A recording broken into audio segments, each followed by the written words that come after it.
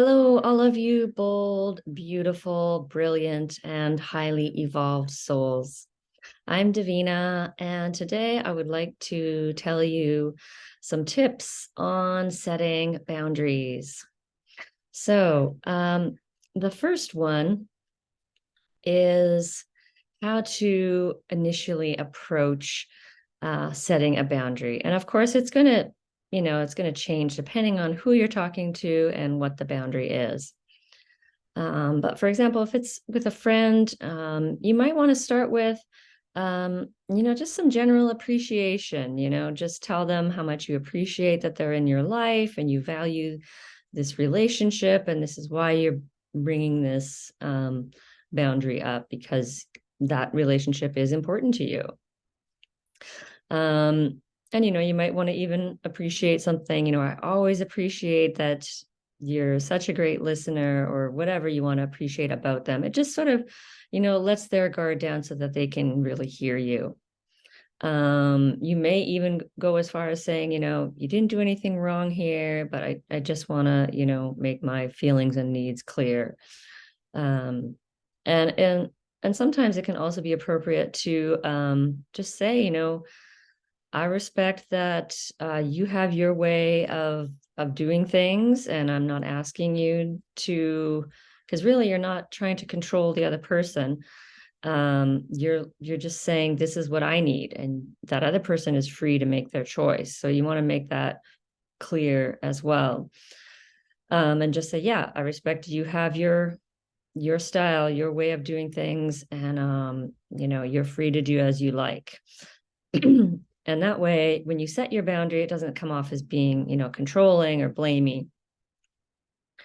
Number two is to use nonviolent communication. And this is kind of leads off just what I just said about not being blamey. This is not about an accusation. You always leave the dishes dirty in the sink or something like that. It's not about pointing fingers or blaming someone else for something or judging their behaviors. It's really just about you. And there's a book called Nonviolent Communication, and this is where this comes from. But what you can say is, when you blah, blah, blah, and say the behavior, I feel, and then say what you're feeling.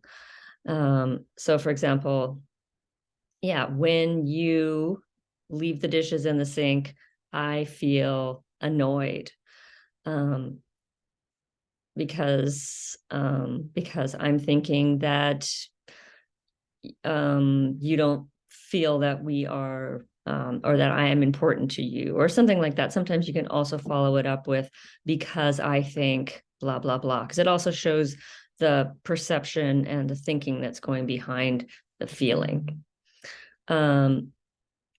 And to make it even more, even just, what do you call it, kind of generic, you can say when someone instead of you, because even you can sound a little bit like an accusation. So you can even just change it. When someone leaves dishes in the sink, I feel annoyed. And then, and also be careful here to use an actual feeling word and not, you don't want to use a word like I feel betrayed or I feel abandoned or I feel abused or I feel, all these words that end in like ed are actually not feeling words. It's actually an evaluation of the other person's behavior. So you want to state real feeling words like, sad, angry, ashamed, scared, all those kind of feelings. And then after you say that, you state what you need. I need the dishes to be washed when I get home from work or whatever it is. So, that brings me to number three, which is to be specific about, you want to be clear, you want to be direct, and you want to be really specific when you're saying your boundaries. So if the other person knows exactly what you're wanting. Because if you're not clear, then yeah, and I've done this before, it can, yeah, they might misunderstand exactly what you're saying. You need to sometimes be very, very specific and clear.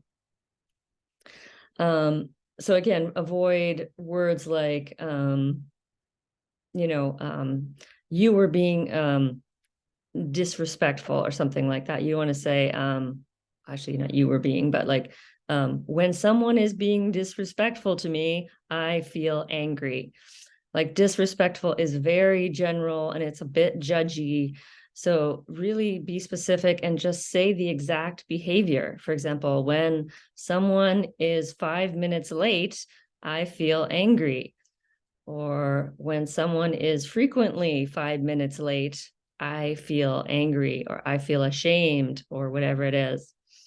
And you also want to avoid using like always and never. Like when you are always late, I feel angry, because that sounds, you just want to avoid those sort of all or nothing kind of words. Number 4 is really important. Make it about you. Make it about you and your feelings and your needs. So you really want to own this trigger and own that it's your feeling, that nobody is really like, it's a fine difference between saying, well, a lot of people these days, or a lot of people in general use the word make me, he made me feel angry. He made me feel sad. But really a feeling is something that comes from inside of you. There's no one else that can make you feel anything. So a behavior, someone's action can trigger that feeling that is already inside you, that wound. So you want to own that you have that wound, and you want to understand, okay, that trigger is bringing up that emotion for me. And so what am I going to do about it? Well, I'm going to speak up a boundary so that that behavior doesn't happen, so that I don't feel that feeling. If that makes sense. So again, you're not trying to control or blame the other person. It's really about you. Yeah, like you're exactly where you need to be in your evolution, and they are also exactly where they need to be in their evolution. So yeah, just really just again own it, and take responsibility for yourself, your feelings, your life. And the last one, number 5, is no apologies and no explanations are needed. You can just be direct. And I use the example of like a restaurant. A restaurant might have on their door like no shoes, no shirt, no service, right? And so if you want to go into that restaurant, well, you've got to wear a shirt and you've got to wear shoes, right? And it's just very plain. It's very simple. That restaurant is not being mean or nasty or toward anyone. Like, if that person comes from the beach and they don't have a shirt, well, they can't come in.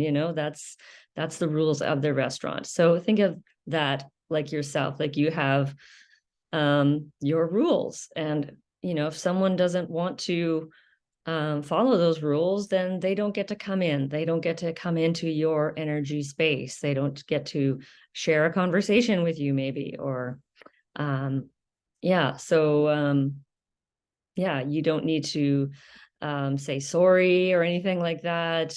And you don't need to go on and on about and this is common for people who have had narcissistic abuses, like really over explaining things. But remember that your boundaries are non-negotiable. This is not, if it sounds like you start having like this weird discussion with this person, and they're like sort of challenging your boundaries, or like, yeah, like that's not okay. You just say, this is my boundary. You can choose to follow it or not. And if you don't follow it, then there'll be consequences. Like make sure that you have, that could be number 6, is make sure that you have, consequences for your boundaries, so that like, if that person doesn't do that, what will you do? Because that's where the real power is. If that friend continues to be 10 minutes late every time you meet up, what are you going to do? Right. Yeah. Or if you have, if your boss continues to, constantly criticize your work or micromanage you, what are you going to do? So, yeah, it's so that it's always within your power to choose to make a change, or yeah. Yeah, so I hope these 6 tips have been helpful in some way for you today. And I am Davina Shamaya, wishing you many, many blessings on your journey of healing and awakening. And you can find me at Boldness Blooming. Thanks for watching.